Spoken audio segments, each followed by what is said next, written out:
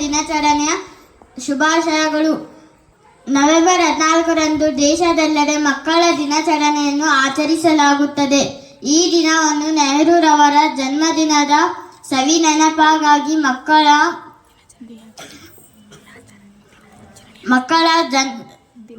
ದಿನಾಚರಣೆಯಾಗಿ ಆಚರಿಸಲಾಗುತ್ತದೆ.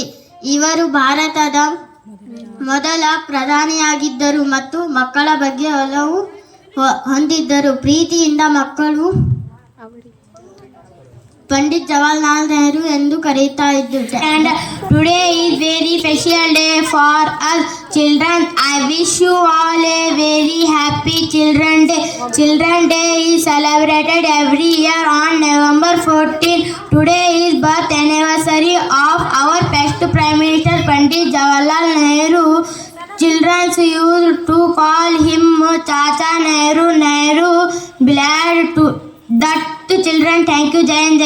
ನನ್ನ ನೆಚ್ಚಿನ ಶಿಕ್ಷಕರು, ಶಿಕ್ಷಕಿಯರೇ ಮತ್ತು ಆತ್ಮೀಯ ಸ್ನೇಹಿತರೆ, ಎಲ್ಲರಿಗೂ ಶುಭೋದಯ. ಇಂದು ನಾವೆಲ್ಲರೂ ಮಕ್ಕಳ ದಿನಾಚರಣೆಯನ್ನು ಆಚರಿಸಲು ಭಾರತದ ಮೊದಲ ಪ್ರಧಾನಿ ಪಂಡಿತ್ ಜವಾಹರ್ಲಾಲ್ ನೆಹರು ಇವರ ಜನ್ಮದಿನ ನವೆಂಬರ್ 14ರಂದು ಆಚರಿಸಲಾಗುತ್ತದೆ.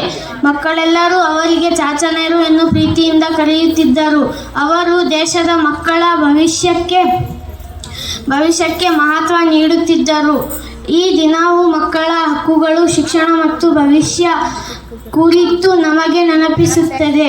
ಇಷ್ಟು ಹೇಳಿ ನನ್ನ ಪುಟ್ಟ ಭಾಷಣ ಮುಗಿಸುತ್ತೇನೆ. ಧನ್ಯವಾದಗಳು.